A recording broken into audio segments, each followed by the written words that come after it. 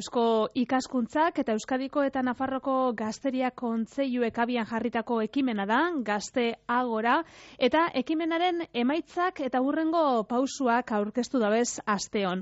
Proiektu hau esan behar dugu, epe luzeko begiradeagaz sortutakoa dela, hainbat topaketa bitartez, 18 eta 35 urte bitarteko gazteen mugaz gaindiko lankidetzea sortzeko asmoz. Eneko Romero Gazteak ekimen honetan parte hartzen dau. Eneko, egunon? Kaixo, egunon. Bueno, esan dugunez, asteon aurkeztu dira, foro honen lehenengo emaitzak, eta aurrera begirako hurrengo pausuak, eta ondorioetatik hasiko gara, txarto espanabileneko orain arte ataratako ondorioak 4 multzotan edo banatu dira, ezta? Hori da, hasieratik landu genituen 4 hildo esango dugu, bata da, lehenengoa, ongizate materiala, hau da, enplegua eta etxebizitza, bigarrena litzateke hezkuntza, hirugarrena hizkuntza eta hizkuntza politikak, euskara eta hizkuntza politikak, eta azkenik gobernantzaren gaia jorratu dugu. Eta lehenengotik hasita, ongizate materialetik hasita, ze ondorio nagusi plazaratu dira momentuz? Bai, labur esan da, gazteok ezin dugula gure bizitza proiektua garatu gure lurraldean. Ez gitzienez nahiko genukeen bezala, alde batetik, 3 lurraldetako gazteok ikusten dugu arazo bat gero eta larriagoa etxebizitzekin, eta baita ere oso lotura horrekin lanarekin, enpleguarekin.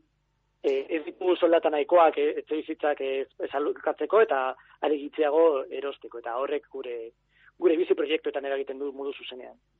Hezkuntza formala eta hezkuntza ez formalaren alorrean, zelako ondorietara iritsi zarie? Bai, hezkuntzan jarri dugu arreta gehiago lanabesetan, erramientetan. Nola 3 lurraldeetako gazteok konpartitu ditugun esperientziak eta gure nahiak, desioak eta beharrak. Eta horretan, bai oso garrantzitsua iruditu zaigu 3 lurralden alteko esperientziak elkarbanatzea eta euskara erdigunean kokatzea. Esan duzunez, gure hizkuntzaren inguruan jardun dozue, eta hor batez be euskararen eta bere erabileren garrantziaz ohartarazo dozue, zer egin daiteke arlo horretan, Eneko? Bai, euskara geure altxorra da, azkenean. Eta altxorri zaindu behar dugu. Oso egoera nitzak ematen dira 3 lurraldeetan, eta baita lurralde bakoitzaren barnekaldean, Nafarroan, Iparralden eta EAN ere. Eta hor ere, elkar ezagutzaren garrantzia azpimarratu genuen. 3 lurraldek konpartitzen dugu euskara, baina ez dugu ezagutzen beste lekuetan dagoen egoera, eta beste lekuetan dagoen edo beste lurraletan dauden ñabardurak. Zentzuretan ere, elkartrukaketak erdigunean jarri ditugu. Eta laugarren arloa, gobernantzea. Gobernantza, bai. Hor zelan ikusten dozue gazteon parte hartzea, ez dakit gazteok ur ikusten dozuen edo urrun ikusten dozuen, erabakitze hartze prozesu hori? Gazteok parte hartzen dugu. Hau adibide, Gazteagora adibide bat baino ez da, baina etengabe parte hartzen dugu horreako dinamikan, eta parte hartze prozesuetan egon nahi dugu. Baina ez digute usten edo ez gitzinez nahiko genukeen moduan. Zentzu horretan, Nafarroako eta Euskadiko Gazte Kontseiluen adibidea plazaratu dugu, iparraldean ez da existitzen horrelako erakunderik, eta adibidez, Nafarroako Gazte Parlamentua askotan aipatu da. Edo zein kasutan, adibide onak dira horiek, baina nolabaiteko ahalduntze bat behar dugu. Bai, 3 provintzia, lurralde bakoitzean, bai lurralde guztietan horrezgatik, guztion artean ahalduntze hori eta eukiteko 3 lurraldetako gazteok batzea nahi dugu, gitzinez, zarata gehiago egiteko eta gehiago iritzia kontuan hartzeko.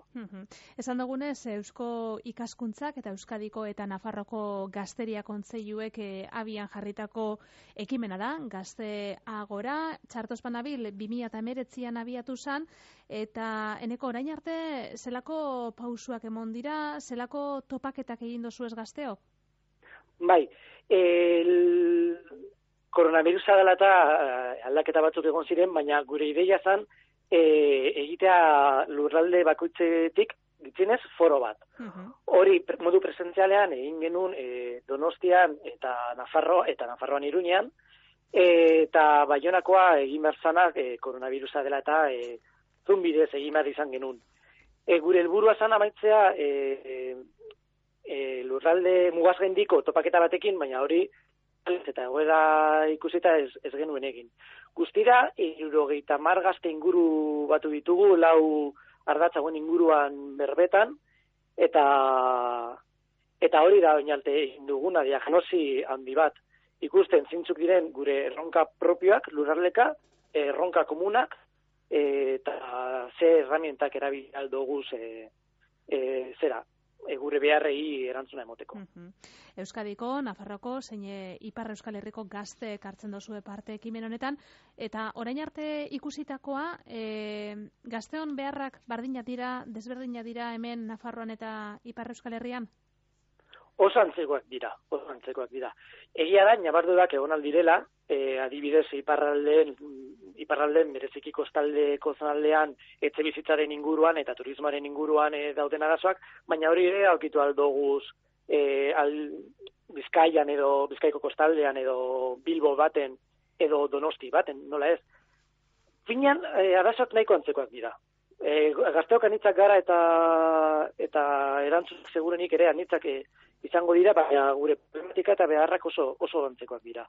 Zergaitik anima usinan zu proiektu honetan parte hartzera? Zergatik animatu nintzen. Zer egin behar dugulako. Askotan esaten digutelako geure momentua etorriko dala eta geure etorkizuna eta diskurtso askotan entzuten dugu gure seme alaben etorkizuna, ez baina geu oraina gara. Eta orain ditugu beharrak eta orain eman barzaie erantzuna beharro hoiei. Horregatik pastatu nun. Eta olako ekimenen inguruan zerako eritzea daukazueneko? Oso positiboak iruditzen zaizkit. Gazteok geure altean elkartzea, eztabaidatzea, erabakitzea puntu komunak oso aberasgarria da. Mundu gazte guztiek parte hartu beharko genuke horrelako ekimenetan. Eta orain gazte agoraren bigarren partea hasiko dala, diagnosiak ondo daude, elkar ezagutza ondo dago eta elkar ezagutzea oso importantea da, baina oraingoaz maigaineratzea zintzuk izan aldiren balizko erantzunak eta problemika desberdinei konponbideak, eta hori are importanteagoa da. Gazte agorak bai martxan jarraitzen dau, momentuz ondorio horrek mai ganean edo jarri dira, eta orain urrengo pausua zeuk zeosertxua aitatu duzu, baina zein izango da? Bai, urtarrilaren 25an Eusko Ikaskuntzako eta beste partaideen webunetik egongo da aukera bakoitzak bere praktika onak maigaineratzeko. Zer dira praktika onak? Ardatz horietan kokatzen diren eta gure problematikei erantzuna ematen diren praktiken bilduma bat egin nahi dugu. Ez da izango bilduma soia, ez da izango esposio bat, ezik eta elkarlana eta elkar ezagutza bultzatzen saiatuko gara. Ez da goitik berako, askotan erantzunak ez dira goitik bera etortzen, eta gazteontzat are gitziago. Orduan, behetik gorako iniziatibak bilatuko ditugu. Proposamen horrek jaso, eta txartospan abil, udabarrian edo, asmoa da mugazgaindiko beste foro bat ospatzea? Hori da. Urtarrilaren 25an hasiko gara praktika honak jasotzen, eta atrila aldera, oraindik ez naz atrebitzen data zehatz bat emotera gure mundu pandemiko honetan gora bera nahikotzo daudelako, baina hor praktika horiek batu eta elkarrizketan jarri gure doguz. Elkarrizketan lankidetzak sortzeko eta beste lurralde eta beste jende batengatik ikasteko. Eta ikusteko geurean ere martxan edo jarri alditugun. Eneko Romero, Gazte Agora ekimeneko partaidea. Eskerrik asko hementxe geurean Bizkai Irratian emondako azalpenen gaitik. Eskerrik asko zeuei. Hurrengo arte. Agur.